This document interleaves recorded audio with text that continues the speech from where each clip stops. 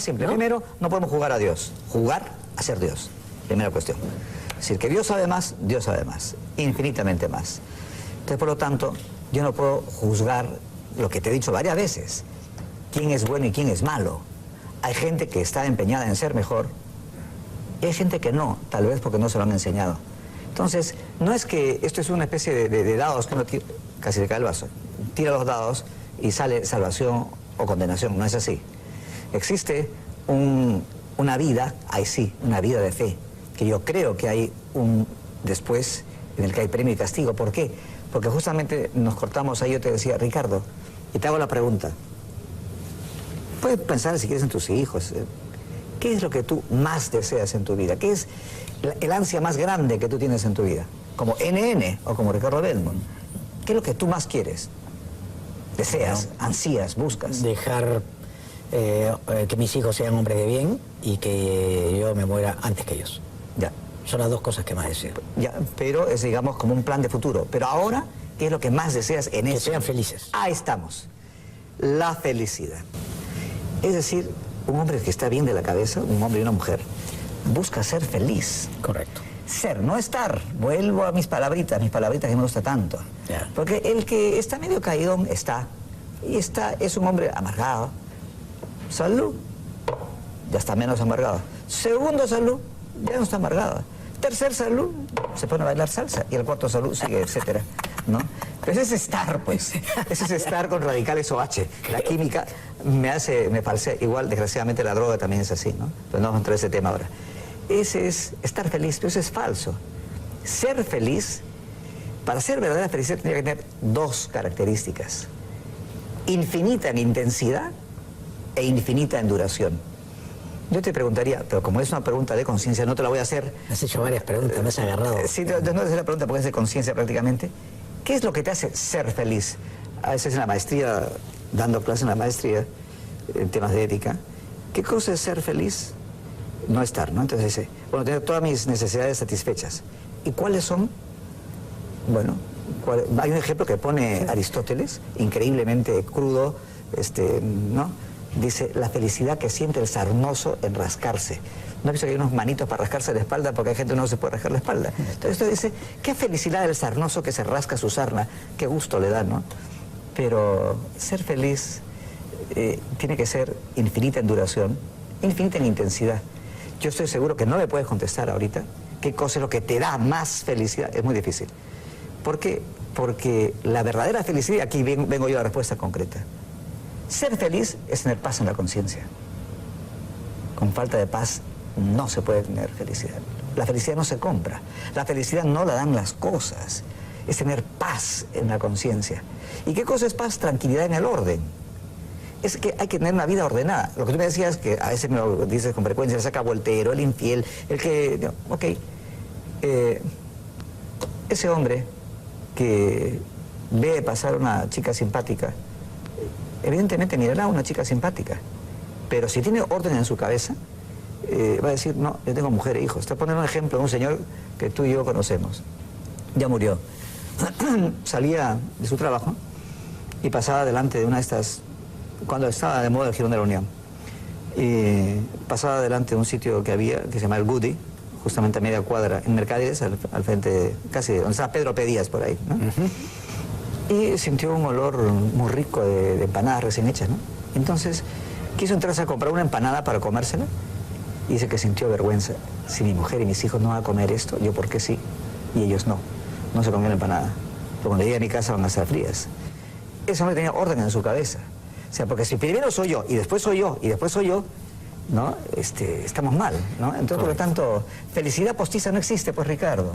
Yo no estoy en la iglesia, ni creo en la iglesia por nuestro querido amigo su eminencia, el cardenal Cipriani. No creo en la iglesia por el amado Papa Benedicto XVI. No creo en la iglesia por el amadísimo Juan Pablo II. Creo en Dios y en mi Santa Madre, la Iglesia Católica, por la fe que Dios me ha dado. Yo no creo en las personas. Las personas son instrumentos. Tú puedes operar con un bisturí de oro, de plata o de acero, pero lo importante es operar.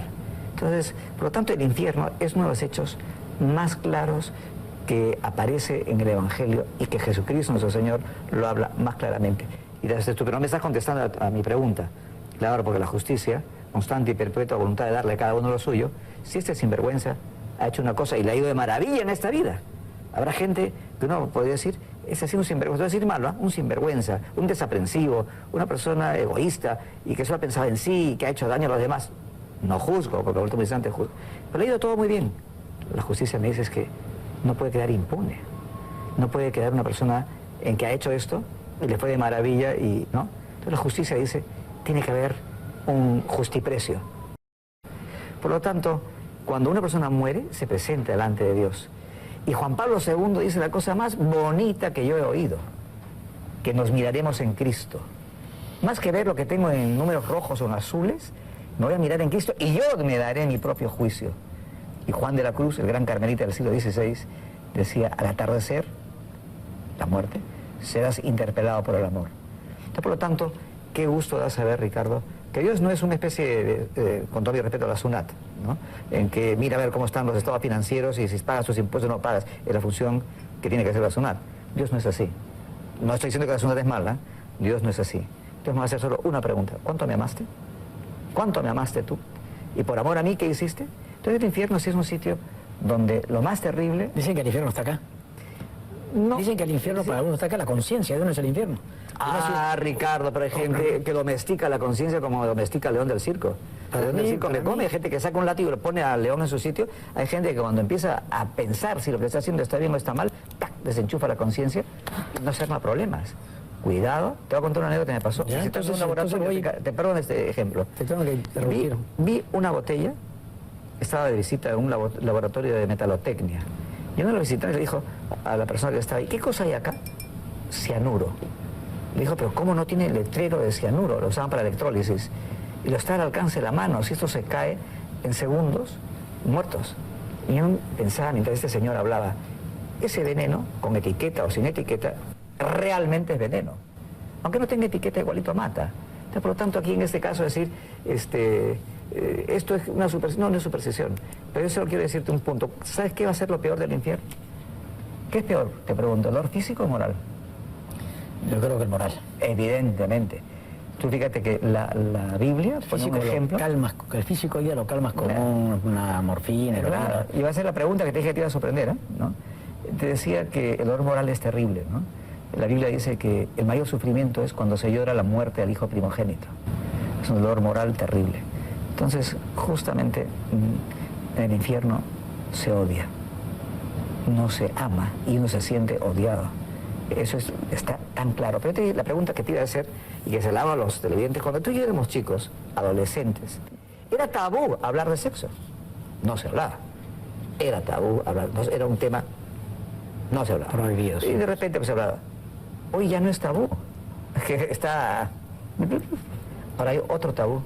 ¿Sabes cuál es el tabú de hoy día? Que nadie quiere hablar del tema. El dolor. El dolor, el sufrimiento, la enfermedad y la muerte.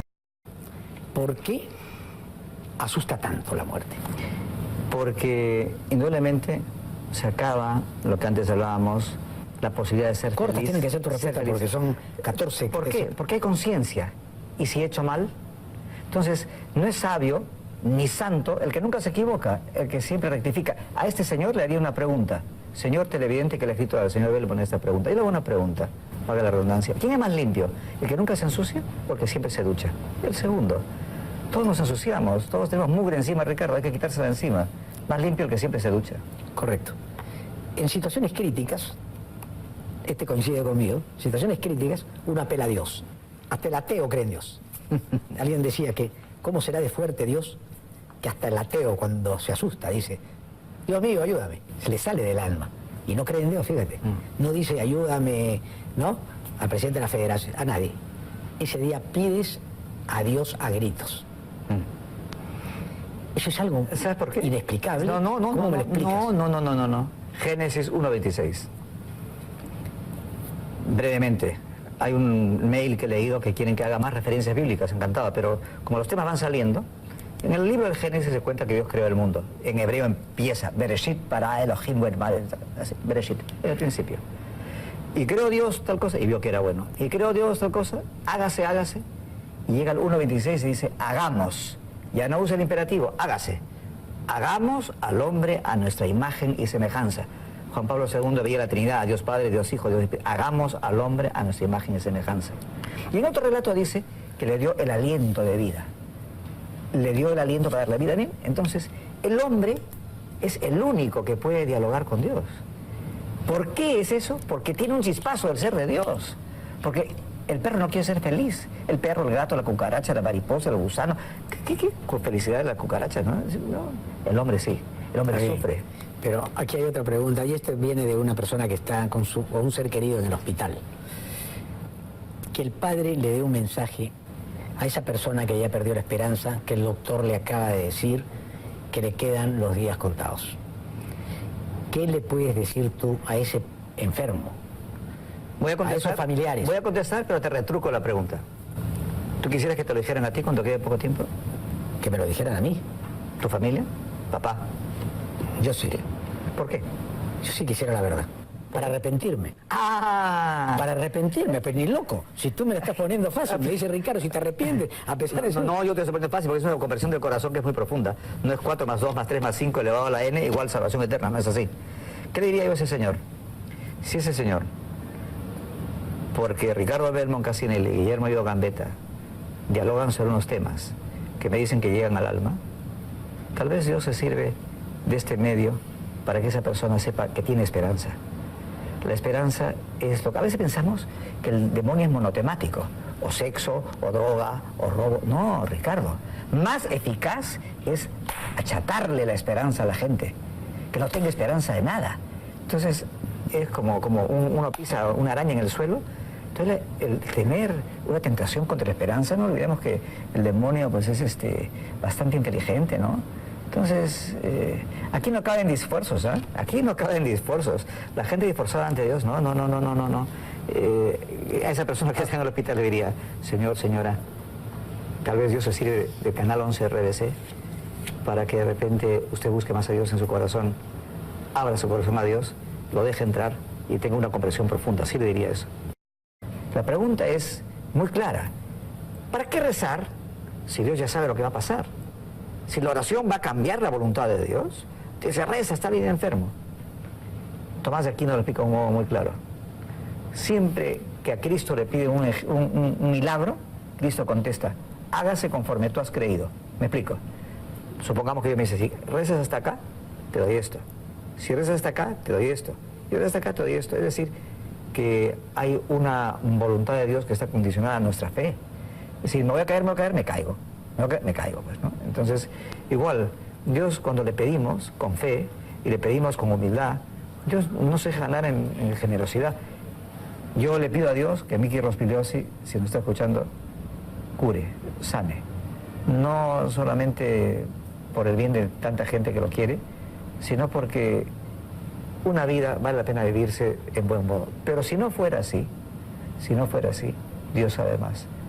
Todos vamos a terminar un día, ¿no? Y si Miki Rospigliosi, que lo he visto en televisión lo que ha hablado, y del enemigo, ¿no? Tiene una actitud veraz, real, y con lo que él recibió de sus padres, sabrá dialogar con Dios profundamente y ver que Dios no es un cazador furtivo que está a la espera de que la presa se descuide y pegar un escopetazo. Cuando una persona tiene tiempo para poder saber que se va a encontrar pronto con Dios, es una caricia de Dios. Es poner el debe y el haber al día, es un regalo de Dios, porque todos vamos para allá, nadie se va a quedar acá indefinidamente, ¿no? Por lo qué tanto, bonito, ¿no? Qué bonito lo que ha dicho, porque a veces yo sí he pensado, ¿no?, que esta vida no puede ser lo único, tiene que haber algo mejor que esta vida. Ah, por supuesto. Yo sí creo firmemente en que algún día no solamente veré a Dios, sino veré a mi padre riéndose, abrazándome, hijo mío, ya nos encontramos nuevamente, claro. A mi madre también. Claro, yo también pienso lo mismo. Pienso en ellos, me regocijo pensando de que nunca murieron, porque se han quedado en mi corazón. Veo que para ti recordar es algo constante. ¿Y sabes lo que quiere decir recordar? Cordis es corazón. Recordar, volver a poner en el corazón. Recordar, volver a traer al corazón. Es bueno que me lo digas. No, recordar es, vuelve a poner en el corazón, porque uno ama con el corazón, ¿no? Entonces, por lo tanto, ese volvernos a encontrar, claro que sí, porque hay una frase de la Biblia, la force ut mors dilectio, el amor es más fuerte que la muerte. ¿Tú has dejado de amar a tus padres? Yo no, tú tampoco. No. Y nos encomendamos a ellos. Yo a mi padre y a mi madre todos los días les pido, ayúdame en esto otro. A la gente querida que tuve. Anteayer, un hermano mío sacerdote, y yo me encomiendo a él, porque sé que, fíjate, este sacerdote que ha muerto, el padre José María Navarro, hace 2 días, 24 horas, a estas horas, sufrió con un cáncer, con herpes, en fin, un final que no podría parecer desastroso. Estoy seguro que Dios lo tiene en el cielo. ¿Por qué? Porque ese dolor, como te dije de Juan Pablo II, es un dolor que salva, purifica, nos pone mejor cerca de Dios. Y le tengo miedo a la muerte. Te pregunto, yo te pregunto a ti, ¿tú le tienes miedo? Yo sí le tengo miedo. ¿Pero va a llegar un día ahí? Bueno, más que miedo, lo que tengo miedo es a no seguir viviendo. O sea, todavía quiero quedarme en esta cancha, pues que no me saquen de la cancha. Creo que todavía tengo piernas, que tengo físico, que puedo seguir jugando. ¿Cómo sería Ricardo Belmont a los 90 años? Igual, con el mismo físico, jugando. ¿Te imaginas tú de 90 años? ¿Cómo te imaginas de los 90 años? No me imagino. Piensa, por Ricardo, de la promoción es el más deportista de todos. Imagino, es que parece una figurita si lleva los 90 años arrastrando los pies y mi mujer con un babero limpiándome la barba. A ver. Me estoy imaginando así. Ya, un pues. cuadro que francamente no quisiera. Bien. No quisiera. Yo lo que quisiera es... Tú me preguntas si yo le tengo miedo a la muerte. Miedo es ante lo incógnito. La muerte no es una incógnita, es real. Por lo tanto, con no pensar no va a llegar es una majadería. Por no pensar no va a llegar, me hago como la avestruz, meto la cabeza en el hueco, ya no pienso, entonces así vivo. No, pues, no es así. ¿Conciencia que llegara? Sí. Conciencia, como se dice en una oración al final de la misa, que yo sepa que un día va a llegar y que el Salmo dice, enséñame a numerar mis días. Sí. Miedo no, porque para el cristiano, como decía San Juan de la Cruz, será el encuentro definitivo con Dios, al atardecer interpelado por el amor. Será una vida mucho mejor. Pero sí hay que ser consciente que podemos fenecer o merecer. Yo le oí al santo fundador de la Opus Dei, San José María Escrivá, una frase que también la dijo Juan Pablo II. Un día la dije en una clase en la maestría, y en la maestría todo el mundo se habla de tú, tanto alumnos como profesores, ¿no? Entonces dije, yo no sé si moriré fiel a mi vocación hasta el final. No lo sé. Yo estaba pensando en San José María, y estaba pensando en Juan Pablo II. Y un alumno me dijo, ¿tan inseguro eres de ti mismo que no estás seguro de tu fidelidad? Ni tú tampoco a tu mujer. Cuidado, ¿eh? El que cree que está seguro, no va a ser que patine. Por lo tanto, cada día hay que procurar portarse bien. Y San José María terminaba la frase diciendo, no saber cómo va a ser el final de mi vida es un regalo de Dios, porque me ayuda a rectificar cada día un poquito. Está tan metido en nuestro ser peruano que rectificar y pedir perdón es de pobre gente, al revés. Y hay gente que ha interpretado este programa también como, hablan del amor, que para una persona dice, yo prefiero morirme a perder el amor de mis hijos. Fíjate tú. Una persona que le es más duro perder el amor de sus seres queridos y que en tanto lo perdiera, ya la vida no le importa. Y ahí es donde la gente piensa en matarse, puede suicidarse. Claro, yo te digo, hay dos modos de perder el amor, ¿no? Porque se mueren mis seres queridos, o porque de repente yo he hecho algo que ha producido la muerte del amor. Ojo, Ricardo, el amor entre dos seres humanos, padre, hijo, marido, mujer, hermanos, se puede matar el amor, ¿eh? Se puede matar. Pero también puede resucitar. Pero a veces no somos conscientes que hacemos o dejamos de hacer cosas que producen dolores muy grandes y que no que sean irreversibles, ¿no? Entonces, voy a poner el primer supuesto. Es que sería antinatura que se mueran los hijos primero. El que pierde a sus padres es huérfano. El que pierde a su cónyuge es viudo. Para el que pierde al hijo no hay palabra. No hay palabra. ¿Y sabes en quién estoy pensando? En la mamá de nuestro amigo. Exacto, ¿no? Exacto. Pero aquí hay, si bien vamos a hacer un segundo programa, Guillermo, porque hay preguntas de lo más curiosas, hay gente muy inteligente que hace preguntas que están elaboradas en una reflexión y me las ha sintetizado mi asistente de producción, porque son tan importantes los conceptos que dan, pero hay un común denominador en todas ellas. Toda esta gente está sufriendo en estos momentos. Y para terminar este programa, para terminar ya este capítulo, quieren un mensaje tuyo, final, reconfortante, ante una situación crítica que te presenta la vida. Me vienen a la cabeza dos santos carmelitas, a los carmelitas les tengo un gran cariño, Teresa de Jesús y San Juan de la Cruz. Más alegría hay en dar que en recibir. Y San Juan de la Cruz tiene esas palabras: baja si quieres subir, sufre si quieres gozar, llora si quieres reír, muere si quieres vivir. Cuando uno no da una limosna, da tiempo. ¿Cuánta gente hay que está sola? La amargura de la soledad y de la indiferencia. Es una puñalada a la gente la indiferencia. Es que indolentes, no tengo capacidad de sufrir, indolente frente a la soledad de los demás. Tú hace un rato me comentabas sobre cuánta gente hay en los hospitales que está sola, que está abandonada. ¿No podemos dar de nuestro tiempo un poquito, más que una limosna? No voy a hacer acá una demagogia, decir, no, que pobres siempre hay. El Señor lo dijo. Te recuerdo una cosa que pasó con nuestro Señor. Fue a la casa de Simón, no de Pedro.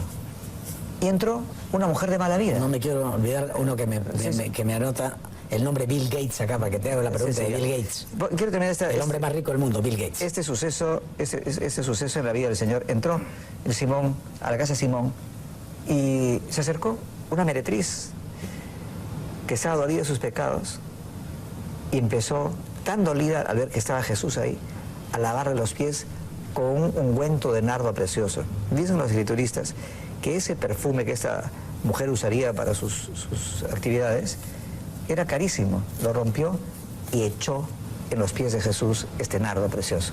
El dueño de casa pensó, si este hombre fuera un profeta, sabría quién es la mujer que lo está tocando. ¿Cómo una meretriz? Y Jesús, que es Dios, le dice, Simón, tengo una pregunta que hacerte. Un acreedor tenía 2 deudores. Uno debía 10.000 talentos y otro 100 dracmas. Una fortuna inmensa. Se le condona la deuda a los 2. ¿Quién será más agradecido? Al que más se le perdona.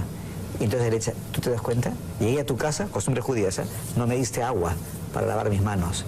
Entré a tu casa y no me diste el ósculo de la paz, costumbre judía. Y no ungiste mi cabello con perfume.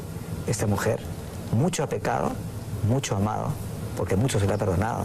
Por lo tanto, ahí voy al tema decir que no podemos juzgar y saber que Dios es infinito para poder rectificar lo que parecía chueco, ¿no? Lo parecía torcido, ¿no? Y también te decía otra frase de Teresa de Jesús, la gran Teresa, hoy día lo recordaba. Esta gran santa carmelita fue calumniada. Como a veces la gente la calumnia, le hacen procesos judiciales. Y eso en nuestro país, caramba, es todo un tema del que podríamos hablar sobre la justicia de la justicia, ¿no? La calumniaron feamente a Teresa de Jesús. Y pensaron que se iba a sentir muy molesta. ¿Sabes de qué le acusaban a Teresa de Jesús? La gran santa, que en vez de conventos habría prostíbulos. En esa época no se llamaban prostíbulos ni burdeles, se llamaban casa de amancería. El rey era Felipe II. Tú imagínate pues a una monja acusarla, monja de clausura, acusarla de esto. Entonces ella no se inmutó. Le preguntamos, ¿usted sabe que es una casa de amancería? Sí sé. Y estaba tan tranquila, porque era una calumnia pues tan terrible, y escribió estas palabras que consuelan a mucha gente, Ricardo. Nada te turbe, nada te espante, todo se pasa, Dios no se muda, la paciencia todo lo alcanza, quien a Dios tiene, nada le falta, solo Dios basta. ¿Por qué vamos a tener miedo si está mi Padre Dios? Cuando éramos niños, está mi papá, ahorita llamo a mi papá, Padre nuestro que estás en el cielo, está mi Padre Dios a mi lado. ¿Por qué miedo? Dice San Juan, el que teme no sabe amar. Cuando hay amor, uno no tiene miedo. Sí, no, es que no es la palabra final, la palabra final. Es que has dicho una frase que hay que corregirla. Temor a Dios. Es cierto que entre los dones está el santo temor de Dios. Pero no es miedo a un Dios que castiga, es un Padre amoroso. Igual que tú decías, o yo, que adorábamos a nuestros padres, tengo miedo que llegar tarde a mi papá lo vaya a preocupar. Tengo miedo que a mi mamá no le guste pues tal cosa. Ese es el miedo a Dios, pero como decía este santo sacerdote que me refería a Juan 23, Santo Padre, yo no tengo miedo a nadie, ni a Dios. Y Juan 23 dijo, ¿cómo? Santo Padre, Dios es mi Padre, y a un Padre ¿cómo tener miedo? Miedo a ofender a ese Padre, ¿no? Por eso corrijo el punto ese, temor de Dios, temor de amor. Juan Pablo II dice que el ser humano más inteligente que ha habido desde que apareció el hombre sobre la tierra fue San Agustín. Extraordinario San Agustín. Yo tengo una gran devoción, lo leo con mucha frecuencia, y el Papa Benedicto XVI lo cita, y tal vez sea el que más conoce a San Agustín, sin que sea menos decir de los padres agustinos, pero tal vez Benedicto XVI sabe más de San Agustín. San Agustín lleva una vida muy desarreglada, tuvo un hijo natural, a Deodato se le murió, y mujeres por aquí, por allá, una vida muy desarreglada, al final se convierte. Y al fin, cuando se convierte, escribe, y se convierte gracias, en primer lugar, a la gracia de Dios, y por su madre que estuvo encima. Y escribió un libro mundialmente conocido, Las Confesiones. San Agustín escribía en latín. Insisto, un hombre inteligentísimo, como dice Juan Pablo II. Y en un capítulo de Las Confesiones, en latín suena muy bonito, cero amavi teo magna pulcritudo, qué tarde te amé gran belleza, querébam te buscaba, et me scriebam, y no sabía, quia intus me eras, que estás dentro de mí. Frase, no perdamos el tiempo en no amar a Dios, busquémoslo dentro de nosotros por intercesión de su Madre Santa María.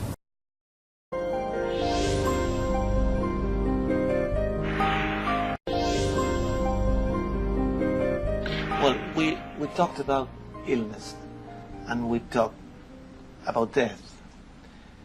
And I think that death is one of the main big fears of our culture, of ourselves. Why are we so scared about death? If there's no necessary of being like that, no? But if there's no need. I'm sorry. There really is no need, but we are scared because it's the unknown. It's been, ever since humans have developed consciousness, the ability to think and self-perception, they've been curious about what happens after we die. This is how religions evolve. This is theories of death and dying. It's the great unknown, because it's very difficult to prove it. Very difficult to say it's this or it's not. And I think one answer is it's been intellectual. It's been like, oh, you're taught this as a child, but what about the evidence? We're taught so much when we're 2 years old and 3 and 4 and 5. We're taught in our cultures and in our religions, and we just accept that, undigested. And then when we get older, it's become a belief system, but we don't really know. And here, this is why I do the workshops like in Mar del Plata or Buenos Aires, so people can experience for themselves what death is. And maybe we relate death with pain, because we have to leave someone go to other place, and we suffer through illness, Yes. and there's a period in which we feel the pain. Absolutely, we do. This is the hard place, as we talked about. This is the place where we have the pain. I find in doing my research that dead people don't suffer. They're fine on the other side. I'm always getting that information. I'm fine. I love you. Take care of yourself. Don't be sad for me because I'm fine. There's no pain over there. There's awareness. They can contact us if they need to. Here, And where is there? there is not a geographical place. No, yeah, it's I know, just but- another dimension, a higher vibration. It's the other side, heaven, cielo, different dimensions. So when I talk about that, I talk about a different vibration. One analogy that I use to think of ourselves is complicated, but it's, for me, it helped me understand, is that here we are as people in physical bodies. We have pain, we have physical bodies.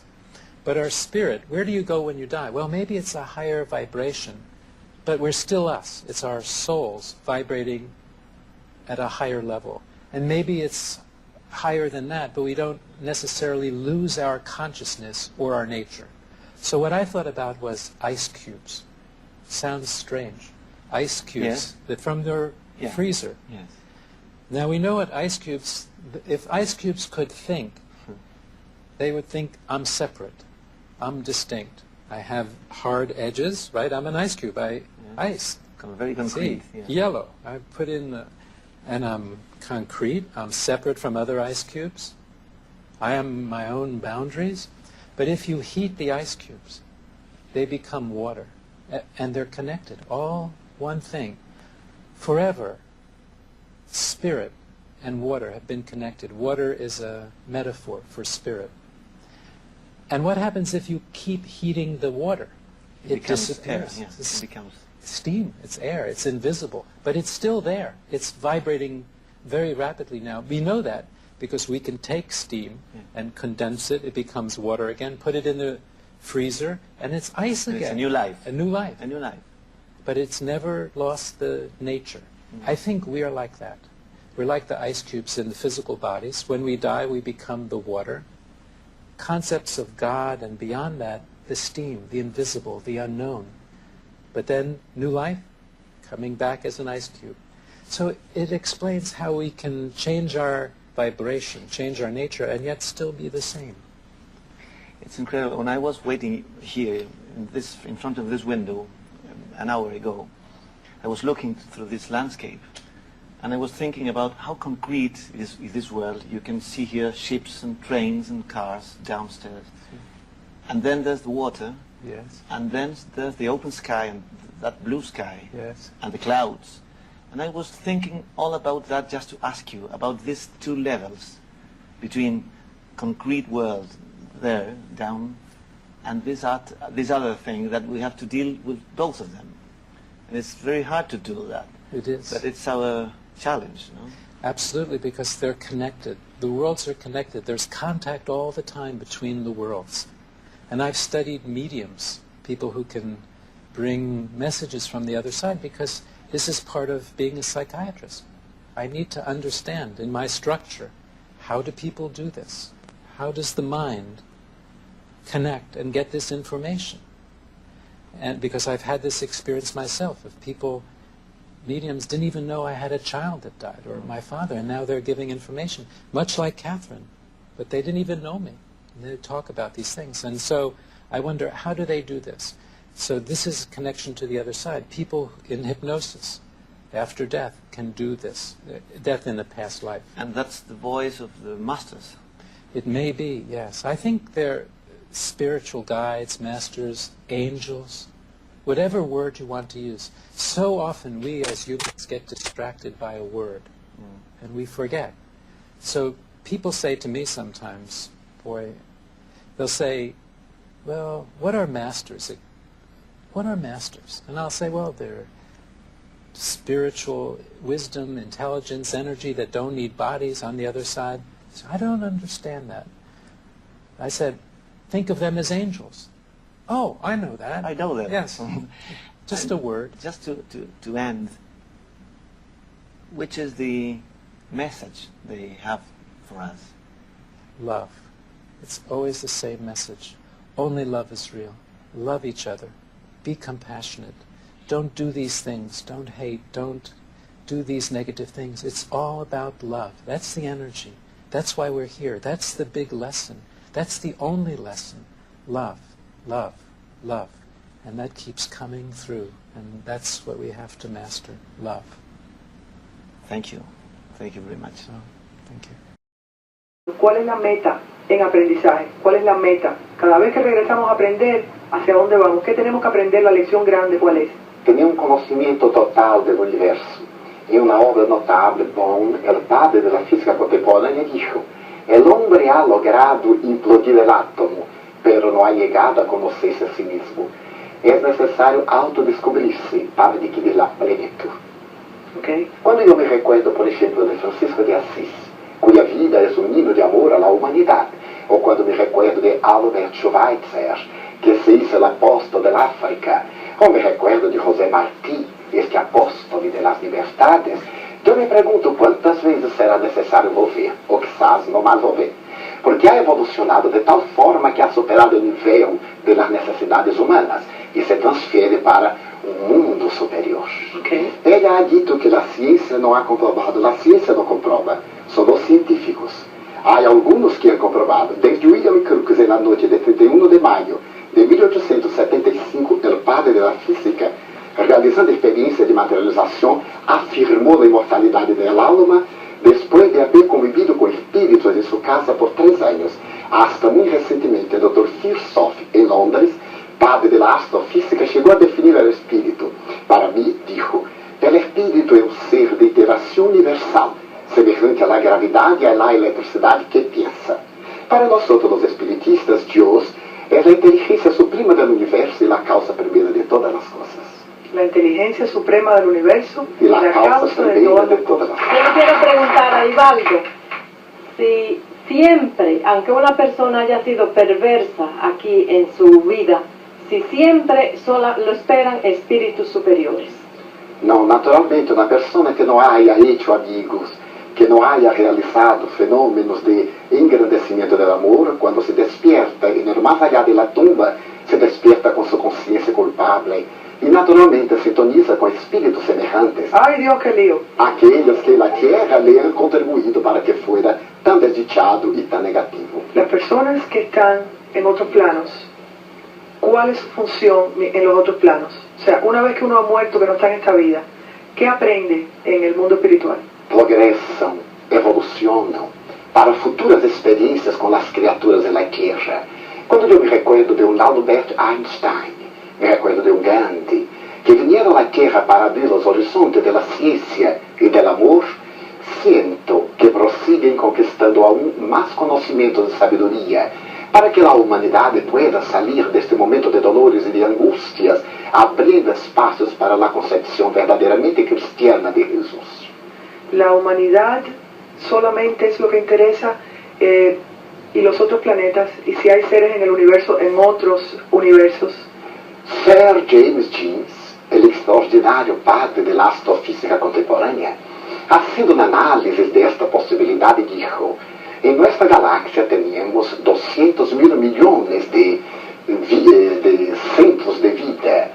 Mirándose el universo tradicional presentado por Einstein, tenemos 100 millones de galaxias.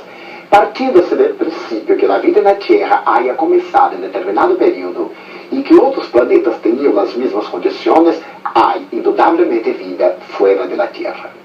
Entonces, ¿deben tener espíritu o no? Sim, e muitos de nós progressamos cambiando-nos de residência. Em este sentido, Jesus ha dicho, Juan 14, versículo 1, en la casa de mi Padre hay muchas moradas, afirmando que nós progressamos em distintos lugares deste universo maravilhoso que é a casa de Deus. Quiere decir que para progresar cambiamos de morada, entonces quiere decir que quizás en vez de regresar a la Tierra, en una encarnación regresamos a otro lugar en la galaxia. Exatamente. Podemos passar por el sistema solar, por nuestra galaxia ou outra galaxia. Bueno, y cuénteme, la Tierra del 1 al 10, ¿qué tal es para progresar? Mais ou menos nota 4. ¡Ay, qué triste! Esse conceito de um cielo, de um inferno, é um conceito de origem mitológica, como dijimos ao começo. Os hindúes hablam del nirvana, os taoístas de um estado de percepção transcendental, os gregos hablavam de logos. É uma concepção para definir um estado indefinível. O cielo é um estado de consciência liberada. O inferno é um estado de consciência culpada. Donde o indivíduo vai, aí se leva a si mesmo. Decía Carlos Gustavo Jung que a realidade do judaísmo cristiano está basada em um Deus um tanto violento e que o homem tem que liberar-se da sombra, que é a personalidade negativa, para encontrar sua própria identidade, que é Deus adentro dele. Qué bonito. Valdo, usted que es un hombre tan conocido y que viene desde tan lejos, primero explíqueme cómo es que se escribe un libro dictado por un espíritu. ¿Cómo es el proceso? É um processo de sintonia psíquica, através do qual os seres espirituais se utilizam do sistema nervioso central sensitivo e passam a dominar a personalidade. Seria um fenômeno de osmose psíquica, em que o eu racional desaparece no sensitivo para predominar na personalidade desencarnada. ¿Qué tipo de materias le dictan? Usted dice que a usted los libros se lo dictan espíritus superiores. ¿Qué es un espíritu superior? É aquele que já se ha liberado dos problemas humanos, que se dedica à labor de ser um benefactor da humanidade, que ha passado pela Terra apresentando huellas de luz e ao mesmo tempo tornando-se apóstoles del bien. ¿Qué, según estos espíritus, qué nos espera después de la muerte? ¿Cómo es cuando atraviesan y llegan a la luz y pasan al más allá? ¿Qué información tiene usted de cómo es el cielo? La vida continua. Desde os mais antigos remanescentes antropológicos sociológicos da humanidade, que a crença na imortalidade da alma é um hecho. Por meio de los Upanishads, de los Vedas, o livro de los muertos, em la República de Platão, os diálogos socráticos, em la cultura cristiana, em aqueles que pertenciam aos neoplatônicos de Alejandría, a los científicos contemporâneos, La inmortalidad del alma es un hecho hoy. Tengo algo para ti. ¿Sí? ¿Qué? Oca mismo, ¿lo has oído?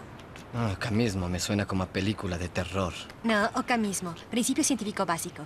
¿Qué dice? Siendo las cosas iguales, la explicación más simple es la correcta. ¿Es lógico? Claro. ¿Qué es más creíble? Gracias. De nada. Un todopoderoso y misterioso Dios creó el universo y decidió no dar prueba de su existencia. O que simplemente no existe. Nosotros lo creamos para no sentirnos tan pequeños y solos. No lo sé. No imagino vivir en un mundo donde Dios no exista. No me gustaría. ¿Cómo sabes que no te estás engañando? En cuanto a mí, necesito pruebas. Pruebas. ¿Amabas a tu padre? ¿Qué? ¿Tu padre, lo amabas? Sí, y mucho. Pruébalo. Doctora, ¿le es familiar el precepto científico conocido como Oca mismo?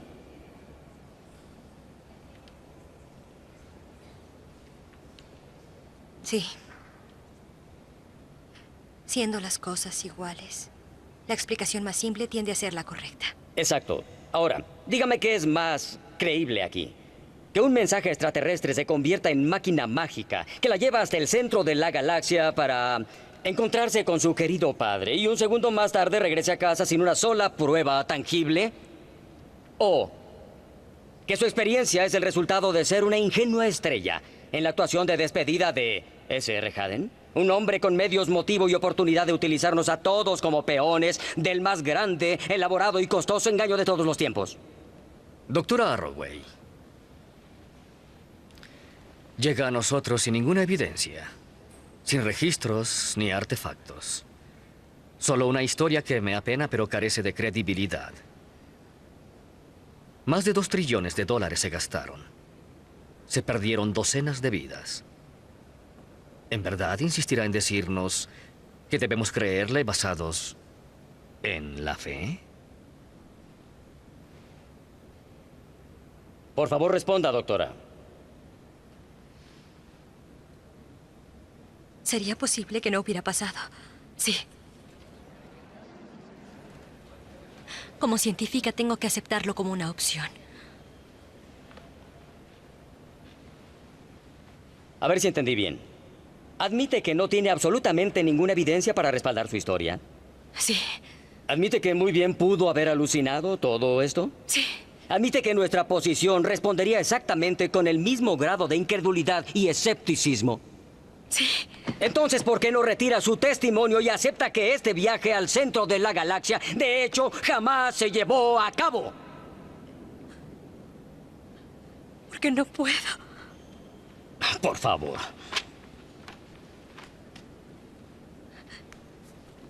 Yo tuve una experiencia. No puedo probarlo, ni siquiera explicarlo. Pero todo lo que sé como ser humano, todo lo que soy me dice que fue real. Se me dio algo maravilloso, algo que me cambiará para siempre. Una visión del universo que nos dice, sin lugar a duda, lo pequeños e insignificantes y lo raros y preciados que somos. Una visión que nos dice que pertenecemos a algo que es más grande que nosotros y que ninguno de nosotros estará solo. Quisiera poder compartirlo. Quisiera que todos, aunque fuera por un momento, pudieran sentir esa admiración, humildad y esperanza. Pero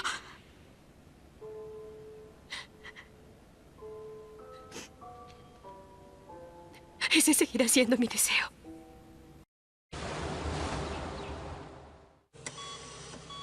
Uno de los misterios de las experiencias cercanas a la muerte es que nadie es capaz de decir cuándo pasan realmente.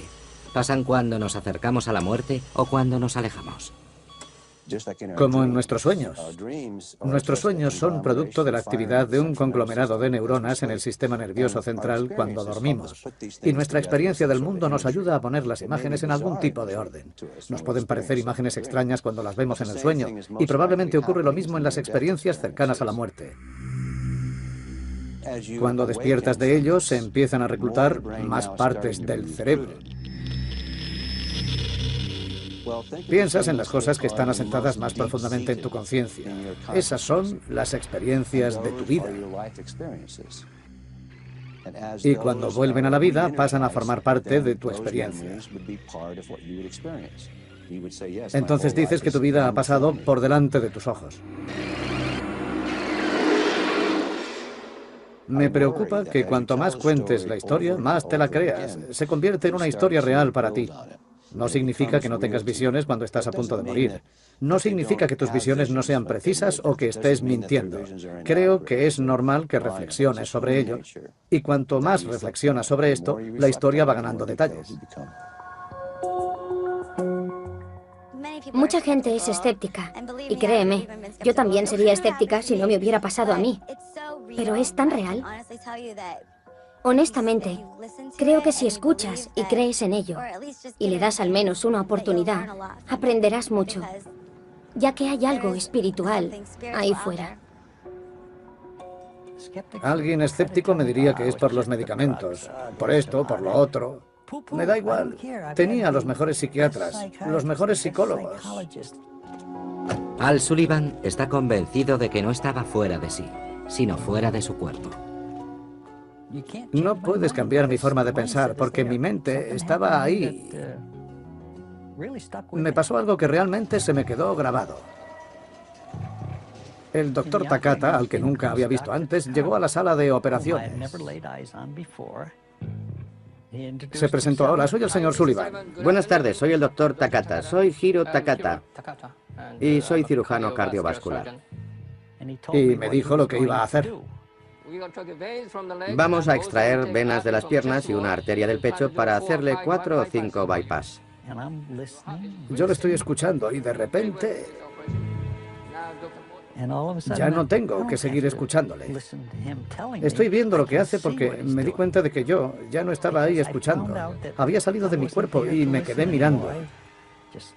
Puedo ver, pero estoy de pie, mirando hacia abajo a quien se supone que soy. Pero no soy yo, porque el verdadero yo está de pie, mirando. Entonces empezaron a poner vendas sobre mis ojos y todo tipo de mantas sobre mi cuerpo. Yo todavía podía ver al doctor Takata y a su equipo. Y otra cosa, podía ver a través de la mesa de operaciones y a través de mi cuerpo, y podía ver qué zapatos llevaba. En un momento dio un paso atrás. El cirujano dio un paso atrás y parecía que estaba sacudiendo los brazos. Pensé, ¿por qué estará haciendo eso? El señor Takata, cuando no está operando e intenta no contaminar sus manos, pone las manos cerca del pecho y señala con el codo. Esa es la parte de la señal que hago a la enfermera o al equipo que me asiste en la operación. Estaba dirigiendo la orquesta. Haz esto, haz lo otro. Y a mí me parecía muy extraño lo que hacía. Al Sullivan no iba a ver ese peculiar comportamiento del doctor Takata. No se lo conté antes de la operación. No me explico cómo pudo ver esas cosas mientras estaba completamente dormido por la anestesia.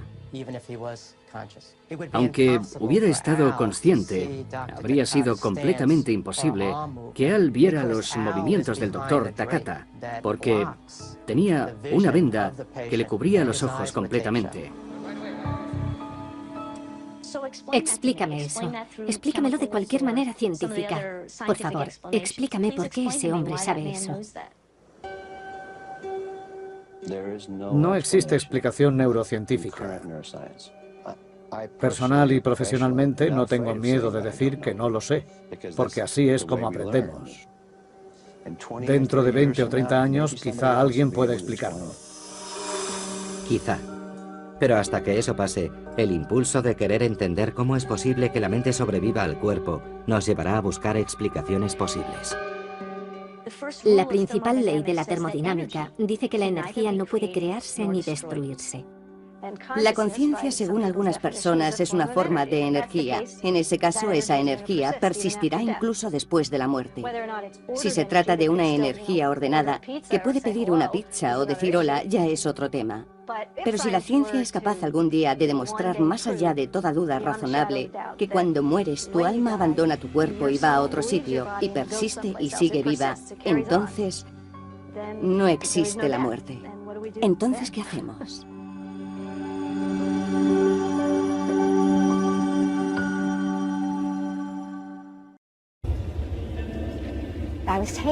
Me trasladaron. Recuerdo que estaba helada cuando me trasladaban en camilla. Totalmente congelada. De aquel momento no recuerdo absolutamente nada.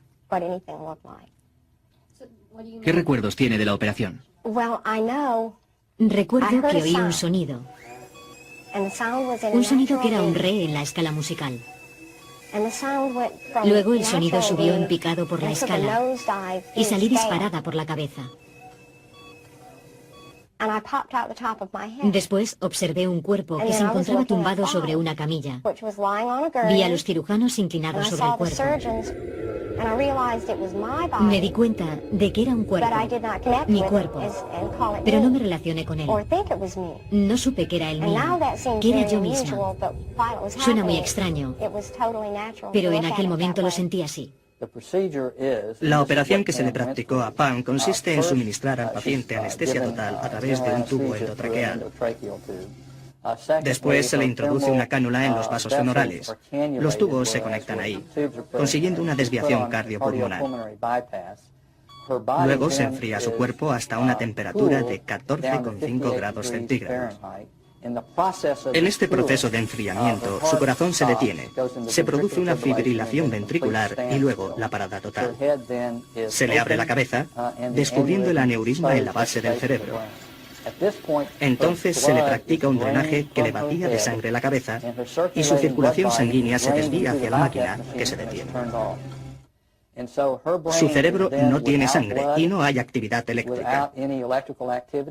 Al estar conectados los cables, el corazón no late, no respira y su temperatura corporal es de 14,5 grados centígrados. Cumple todos los requisitos para decretar su muerte corporal. Sentí como una presencia y me volví a mirarla. Era brillante y resplandeciente. La sentía muy lejos. Yo parecía estar subiendo por el hueco del ascensor y al final estaba esa luz increíble, resplandeciente, preciosa. Jamás había visto una luz así. Parecía estar viva. Parecía respirar.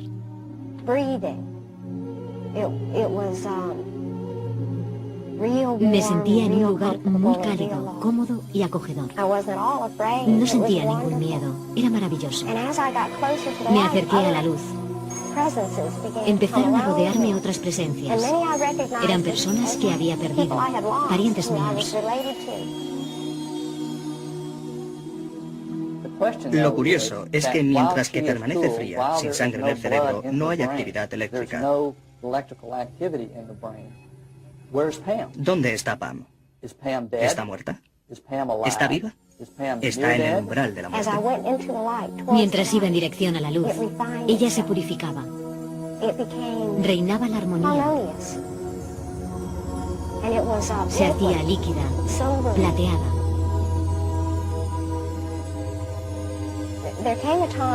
Hubo un momento en el que supe que debía volver al túnel. Allí estaba. Y recuerdo que oí una frase de una canción de los Eagles. Puedes despedirte si quieres, pero no lograrás marcharte. Y pensé, qué tortura, es tremendo. Y luego, mi siguiente recuerdo consciente fue el de abrir los ojos y ver a mi familia alrededor. Muchas personas quedan profundamente transformadas tras la experiencia. Su actitud hacia la vida cambia drásticamente. Aprecian mucho más el privilegio de la vida. Son mucho más compasivos y solidarios con los demás. Mucho más receptivos espiritualmente, lo que no quiere decir que sean más religiosos. Y algo que es universal es que pierden el miedo a la muerte de manera definitiva, ya que, por lo que a ellos respecta, la muerte no existe. La experiencia en el umbral de la muerte. Salir de uno mismo, abandonar el cuerpo físico, atravesar sonidos inimaginables, luces, olas de sensaciones, visiones abrumadoras que hasta entonces eran inconcebibles, caras de muertos. ¿Estás vivo? Y si así fuera, ¿dónde te encuentras? ¿A dónde vas? ¿Cómo no va a cambiar tu vida? ¿Que cómo cambié después de mi experiencia? Todo cambió a mi alrededor. Ahora me interesa la gente. Me interesa cultivar el espíritu. Cambié como ser humano. En muchos aspectos era muy agresivo. Quería ganar dinero y esas cosas. Me di cuenta de que la ambición materialista es superflua. Estoy decidida a profundizar en el conocimiento de las cosas y sobre todo en el conocimiento de Dios. Tienes la sensación de conocer el universo, de comulgar con él. No es porque seas especial, se debe a que descubres quién eres en realidad. Tuve que afrontarlo, reconocer y aceptar que soy un ser espiritual.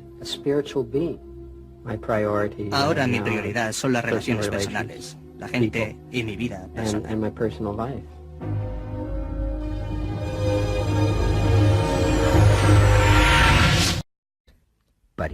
Eso fue lo que le ocurrió a un sacerdote que, aun creyendo en Dios, tras su experiencia en el umbral de la muerte, descubrió que la divinidad significaba algo distinto.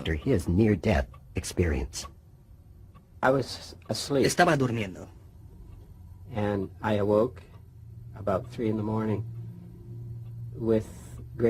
Y un intenso dolor me despertó sobre las 3 de la madrugada.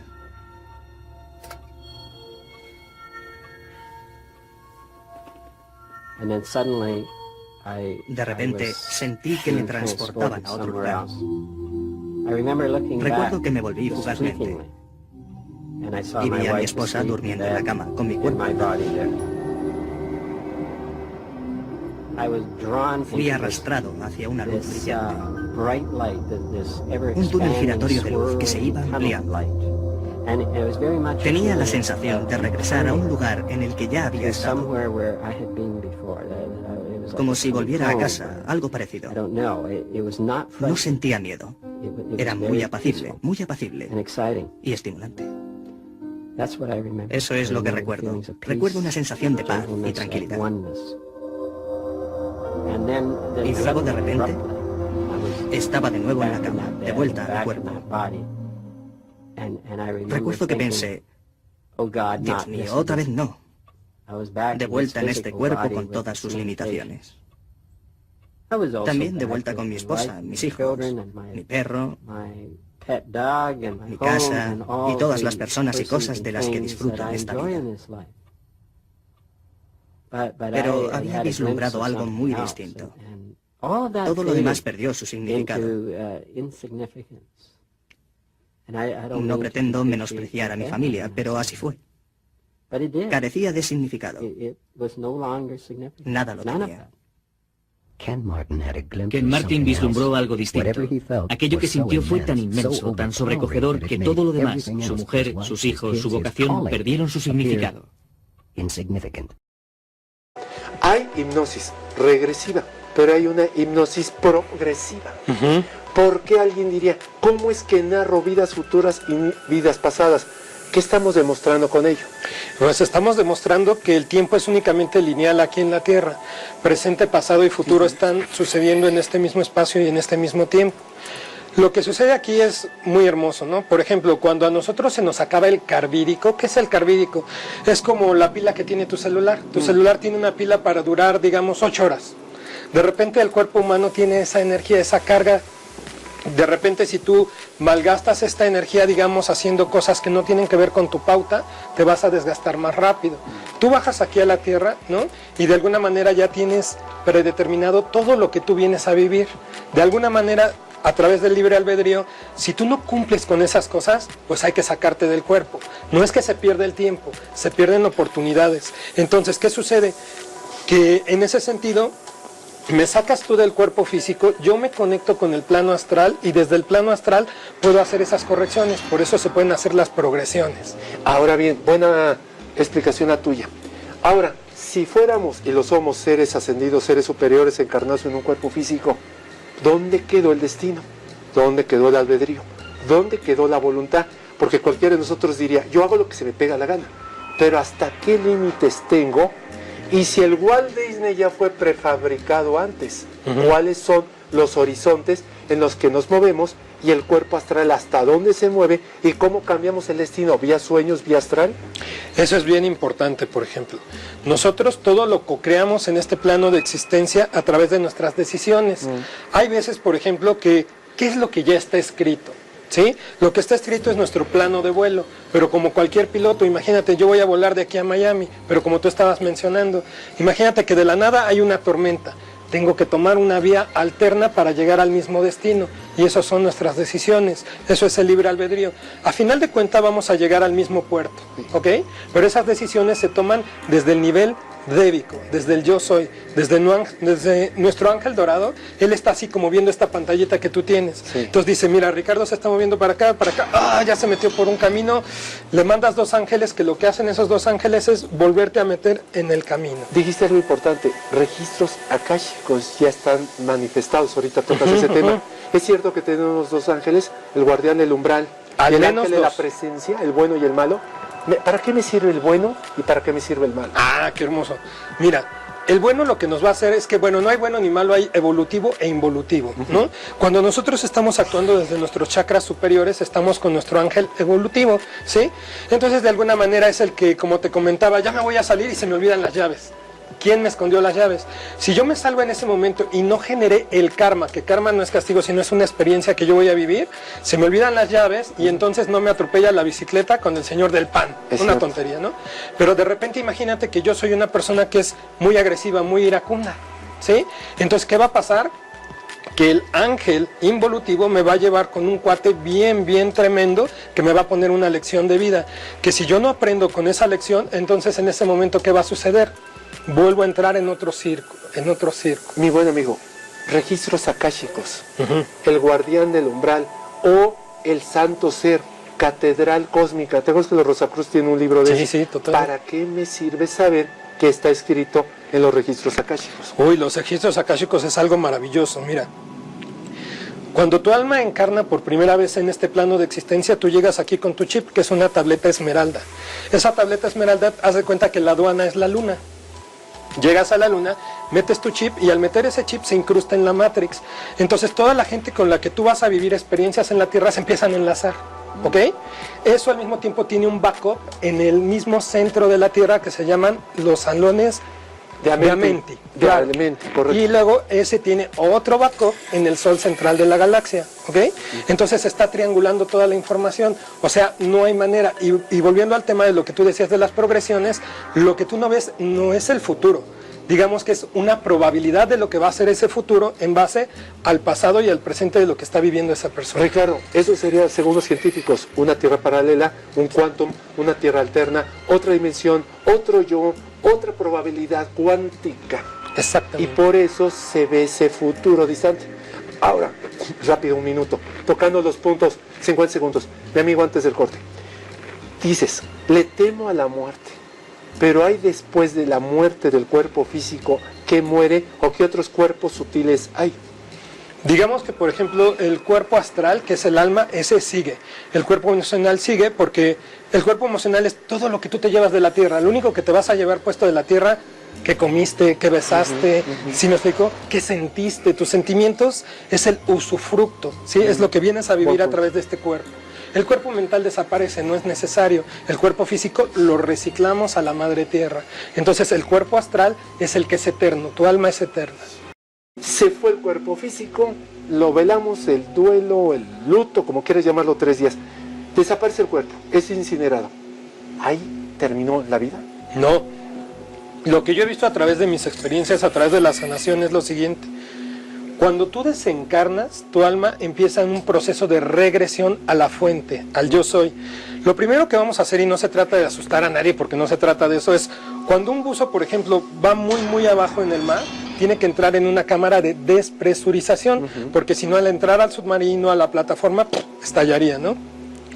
Cuando nosotros desencarnamos, nuestra alma queda muy empapada de las experiencias aquí en la Tierra, quedamos muy densificados.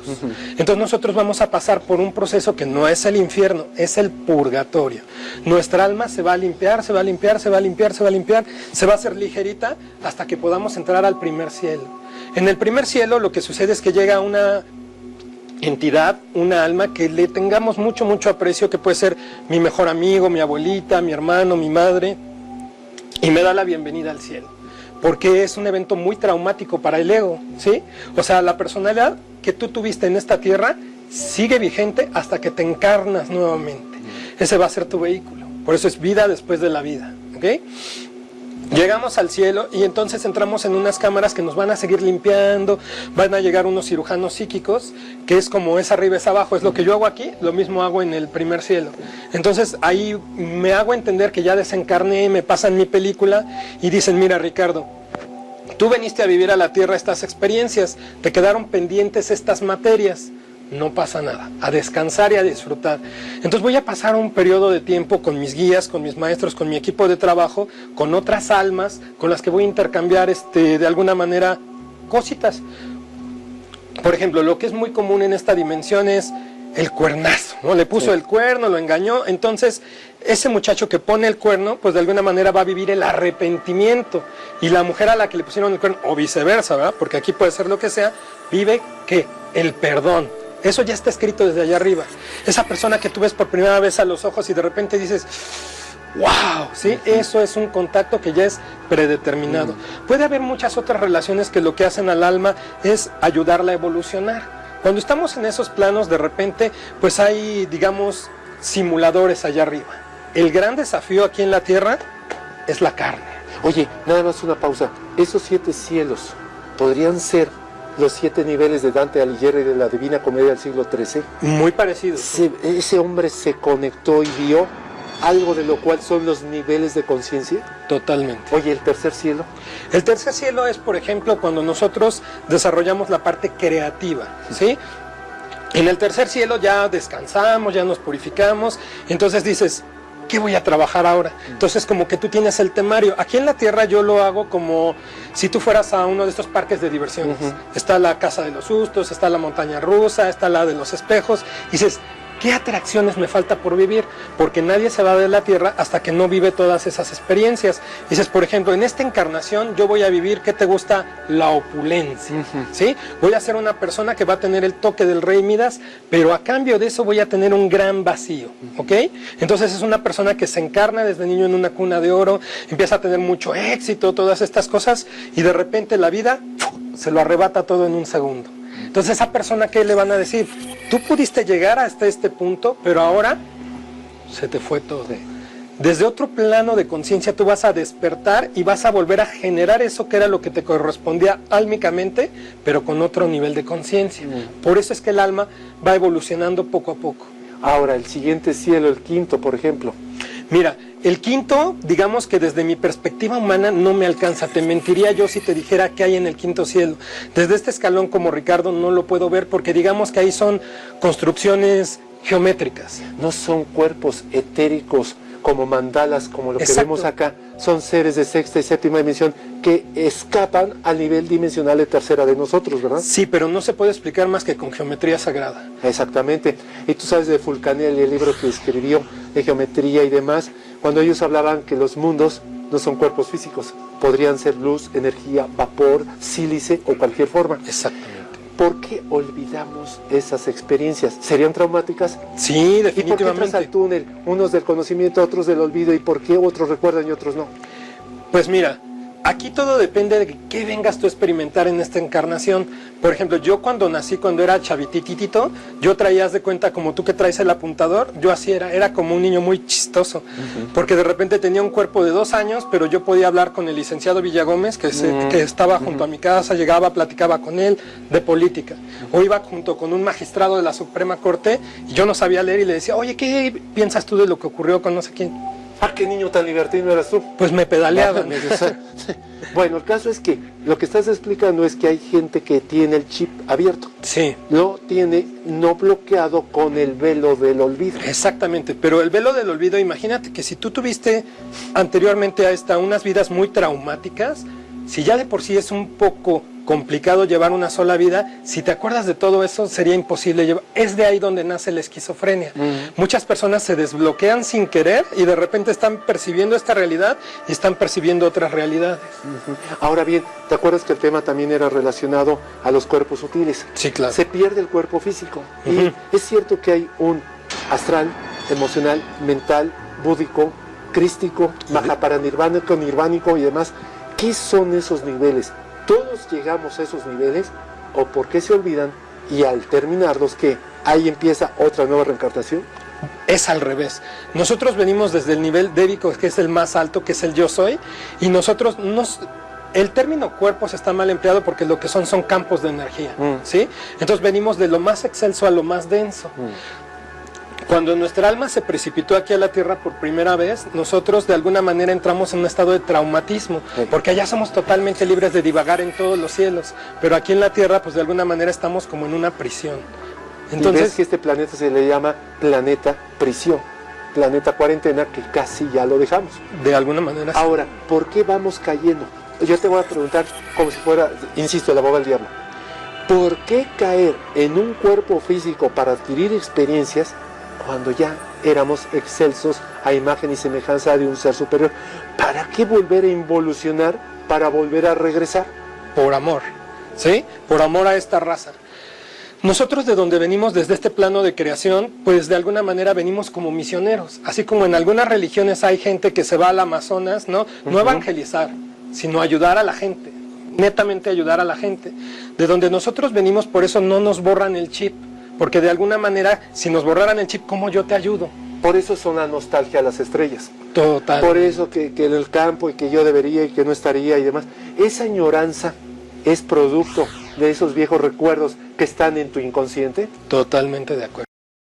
Ustedes me pueden localizar en mi página de Facebook, que es Centros Luz Roma, o a mi teléfono celular, que es 044 55 37 28 94 10, o a mi correo electrónico, que es yo soy Ricky, ricky@gmail.com, y ahí estoy a sus órdenes.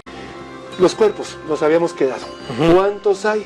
¿Por qué entonces son, y por qué son esas cámaras o esas burbujas de energía que decías bien? ¿Por qué son más? ¿Todos tenemos los mismos cámaras o centros de energía? Totalmente. Al final, después de esa vida, después de la vida, ¿cuánto? ¿Te acuerdas que habían libros que decían, este señor tarda tanto, tarda miles, no encontró un cuerpo ad hoc, pero este sí es muy iluminado, regresa ¿En estos tiempos estamos regresando rápido? Sí. ¿Por qué regresamos así? Porque ahorita, debido al nivel evolutivo de la Tierra y lo que está sucediendo, llegamos a un momento que es como estar adentro de un horno de microondas. Nuestras partículas están totalmente aceleradas.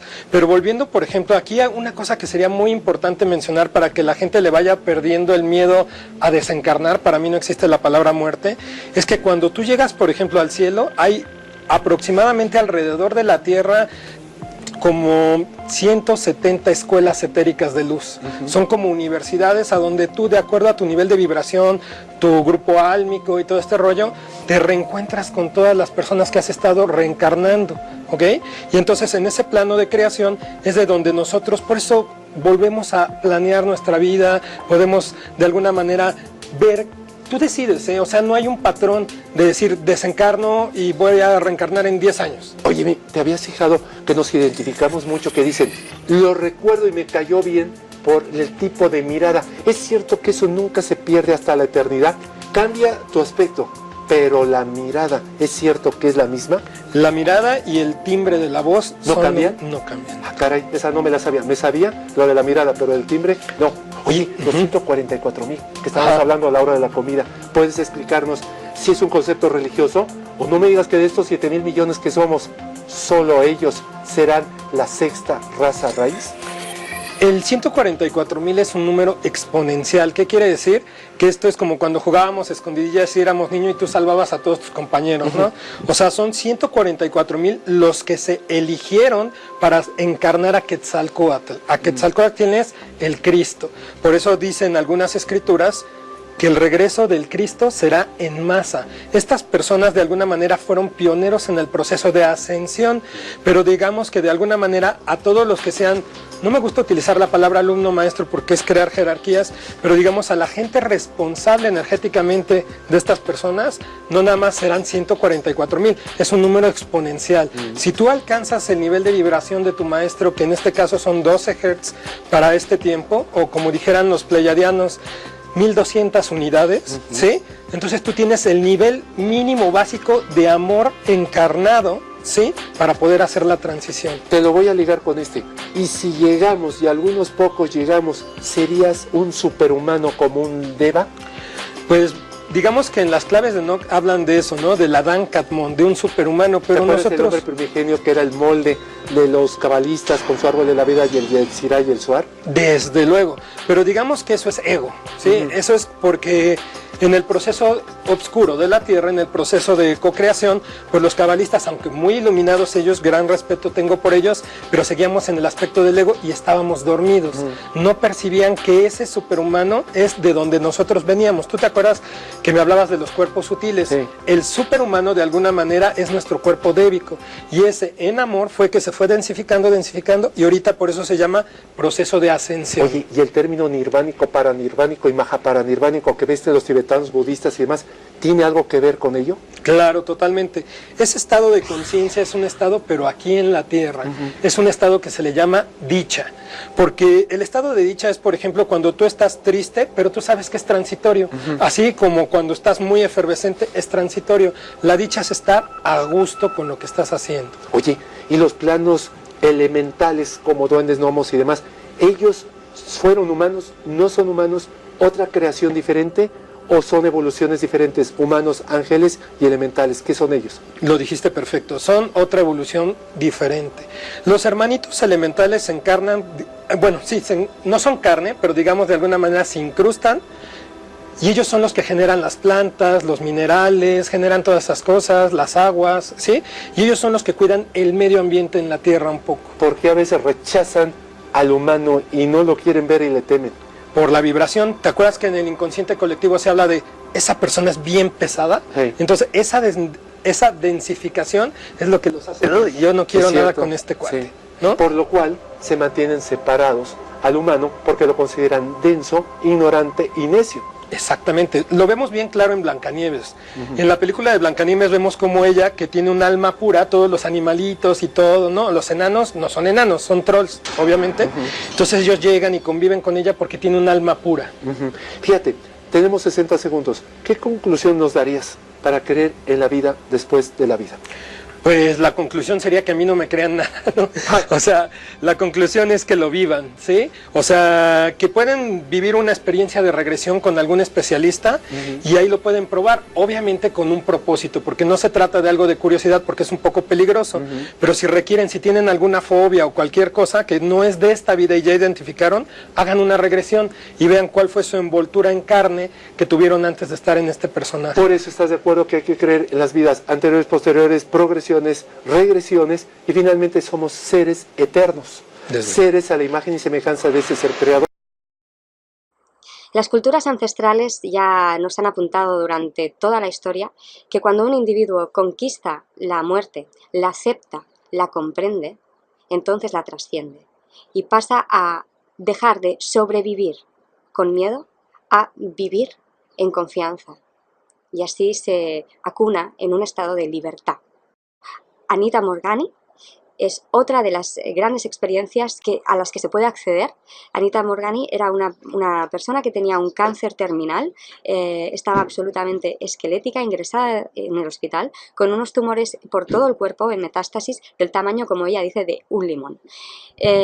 Cuando ella abandona el cuerpo en esa experiencia cercana a la muerte y tiene una gran comprensión de lo que somos, de la unidad que hay en todo, etc., etc., etc., ella no quiere volver a su cuerpo, pero su espíritu le dice que todavía no le ha llegado su momento. Ella menciona que claro, que su cuerpo está demasiado enfermo como para volver, pero en ese estado de conciencia ella comprende que con todo lo que... Con ese acceso a la verdad de lo que somos, ella podía volver a su cuerpo y revertir la enfermedad. Y así fue. Ella salió del coma en el que también estuvo y en muy poco tiempo se curó completamente de ese cáncer. Los oncólogos siguen investigando esta recuperación tan misteriosa. Un estudio reciente en Estados Unidos dice que 5 millones de estadounidenses han tenido experiencias cercanas a la muerte. El 97% dicen que coinciden con el ver de forma instantánea toda su vida, que todo encaja, ver a sus guías, sus seres queridos, ese tubo de luz, el acceder a ese tubo de luz, sentir esa plenitud, esa conexión con el universo, con el todo, que todo es amor, y son experiencias que en el 97% quieren volver a vivir y dejan de tener miedo a la muerte. Pero hay un 4% que para ellos es angustioso y no es agradable. Quizá todo esto de los círculos de ánima tiene que ver con ese porcentaje de almas que les cuesta trascender al espacio que les corresponde. Aquellos valientes individuos que nacieron con capacidades psíquicas, como la mediumnidad. Personas como ahora mismo la canadiense Marilyn Rosner o como uno de los mayores mediums de la historia, el brasileño Chico Xavier. Chico Xavier psicografió, es decir, canalizó, es decir, conciencias en otros planos le dictaron nada más y nada menos que 412 obras, 412 libros. En una de las entrevistas más populares que le hicieron en Brasil, le decían, bueno, pero es que quizá eso no significa nada, porque hay genios en la historia de la humanidad, como por ejemplo Shakespeare, que han escrito muchísimo y no tiene nada que ver. A lo que él respondió que, bueno, quizá personas como Shakespeare u otros tenían capacidades mediúmnicas, lo que pasa que quizá no eran conscientes de ellas o simplemente lo guardaron en secreto y no lo compartieron. De hecho, hablando concretamente de Shakespeare, Shakespeare escribió 37 obras, muchísimo. Chico Xavier, 412 obras psicografiadas, aparte de cartas que él psicografiaba. Y en uno de los estudios que distintos científicos que le hicieron, él fue capaz de demostrar que era capaz de psicografiar cartas en idiomas que él no conocía. Chico Xavier siempre entregó esta capacidad de ser un puente entre mundos de forma totalmente altruista y gratuita, nunca cobró por ello, y de sus libros todo aquello que se pudo recaudar, él siempre lo destinó a acciones benéficas que pudieran hacerse. Así que este es también un homenaje a aquellos mediums que han sido unos valientes de ponerse en ese papel de quizás ser unos frikis, si me permitís, en el argot actual, y que por amor a lo que somos, al ser que somos, por amor a esos hermanos que están despistados cuando no pueden llegar a trascender al plano que les corresponde, por ese amor han entregado toda su vida. Carol Mateos, en este sentido, está haciendo una labor maravillosa, que es organizar y coordinar círculos de ánima, círculos de luz. Los coordina y los promociona la agrupación sin ánimo de lucro Agartán. Esta agrupación Agartán está ya presente en los 5 continentes, con más de 700 grupos, y concretamente la actividad gratuita, que son los círculos de ánima, está ya presente no solo en Cataluña y España, sino en otros países como Perú, Chile, México, etc. Así que ahora sí, sin más, hablamos con Carol Mateos.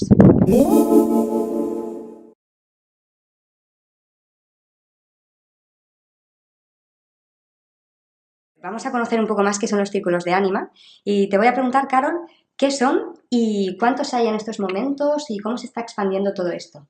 Vale.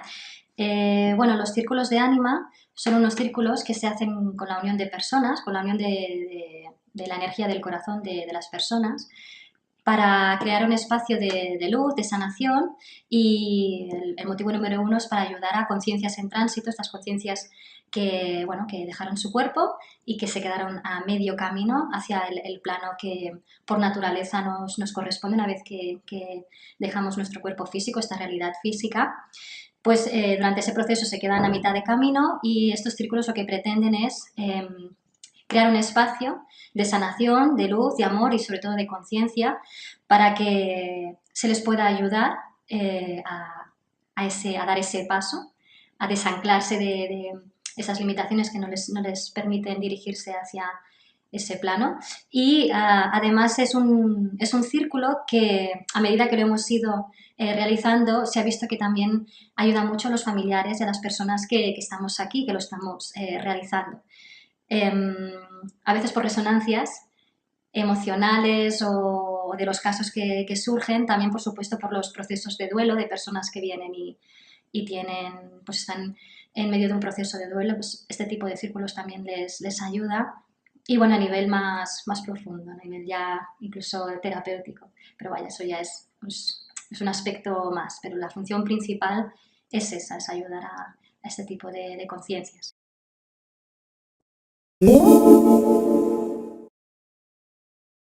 Os voy a explicar cómo hacer un trabajo energético individual para ayudar a los seres en tránsito a pasar hacia la luz.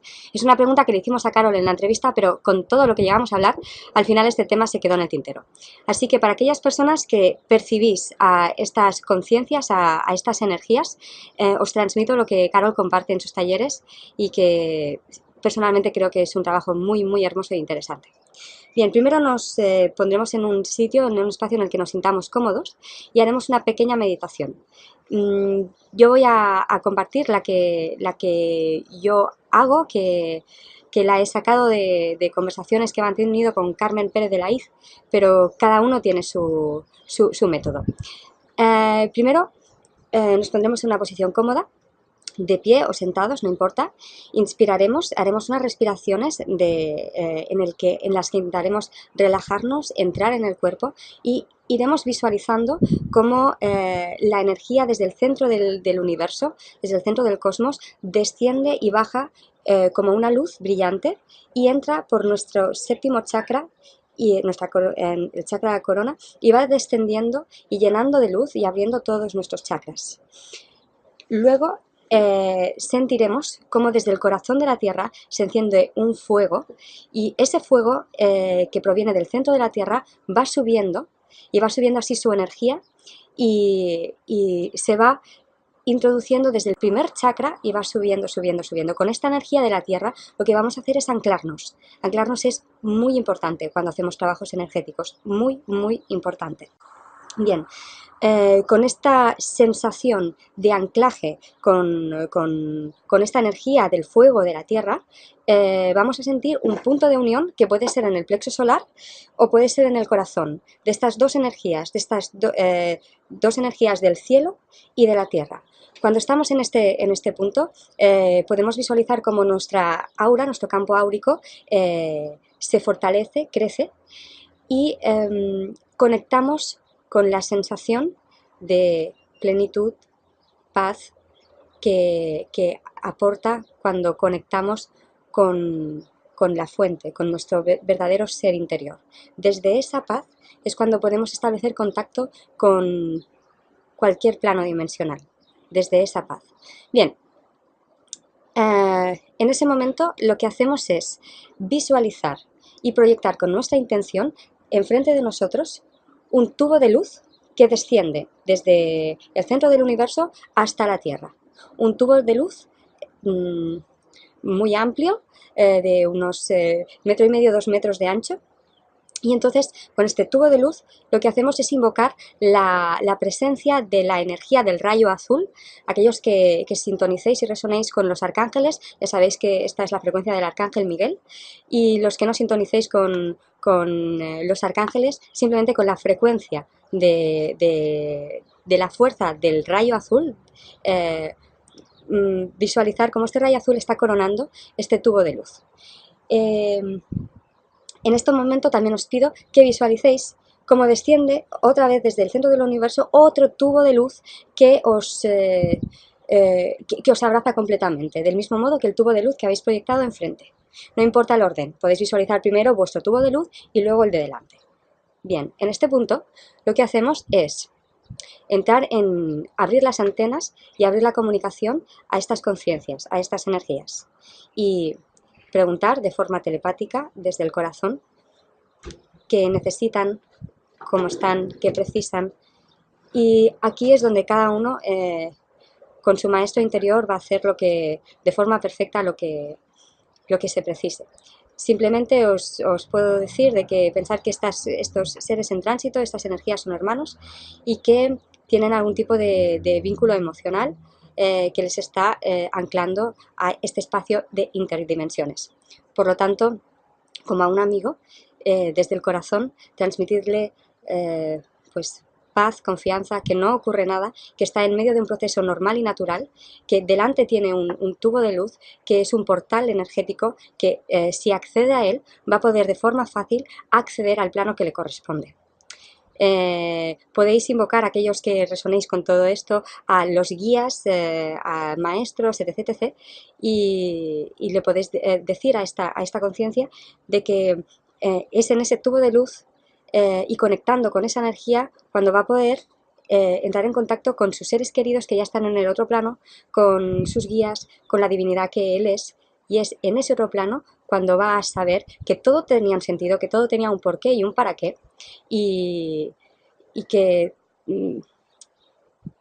ese es el hogar, ese es nuestro origen, y ahí es hacia donde debemos ir para comprender. Bien, con todo esto, cada uno que lo haga como sienta, se le invita a este ser a que acceda a este tubo de luz que habéis proyectado justo enfrente de vosotros. Si veis que necesita un poco más de ayuda, podéis hacer unas respiraciones a modo como de empujón energético, por si necesita como un último aliento, y nada más. Si este ser está en su camino y en su proceso traspasar, así lo hará y así lo sentiréis.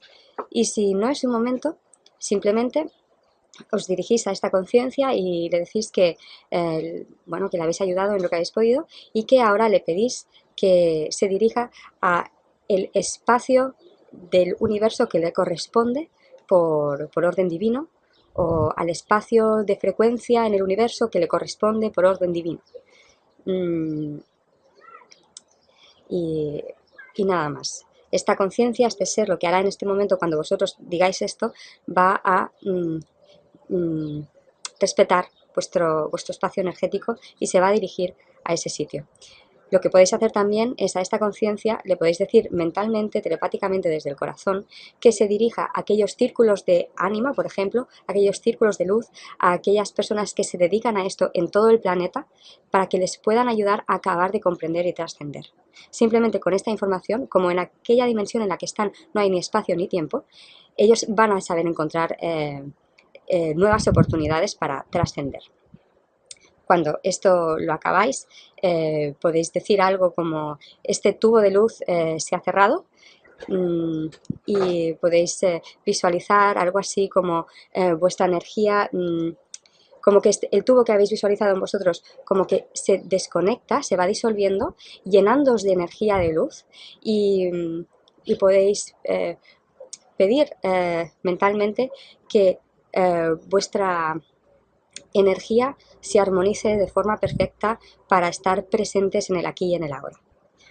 Por ejemplo, esto lo digo porque como habréis estado haciendo un trabajo energético, es importante armonizar. Bien, pues con esto yo ya he acabado de hablar y ya está. Bueno, como diría Emilio Fiel, otra vez, pues buen camino. Adiós. Well, I haven't gone through physical death yet, as the Zen master who was asked about life after death. But I've gone very deeply to what one could call death to identification with form. So in a way I have gone into that realm from where I can say and know that ultimately what we see as death is the dissolution of form, that the eternal in us, which I know that firsthand, cannot be touched by that. So what exactly happens, I would say, depends on whatever state of consciousness you were in, that was your predominant state of consciousness in this lifetime.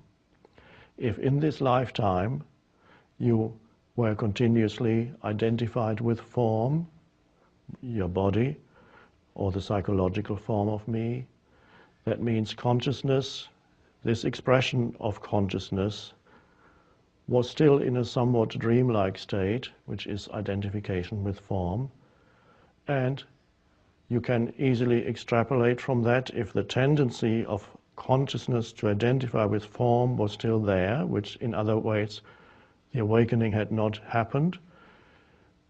This tendency will continue, there will be further identification with form, and the process will continue as the consciousness that is not yet fully awake will continue to identify with form again, and then gradually come to a place where awakening happens. Or if there has already been a disidentification from form in this lifetime, then you can extrapolate from there that the compulsive urge to identify with form and to seek another form or another cycle of form identification, this compulsion to seek further experiences through identifying with form then would either be much weaker or be completely absent, in which case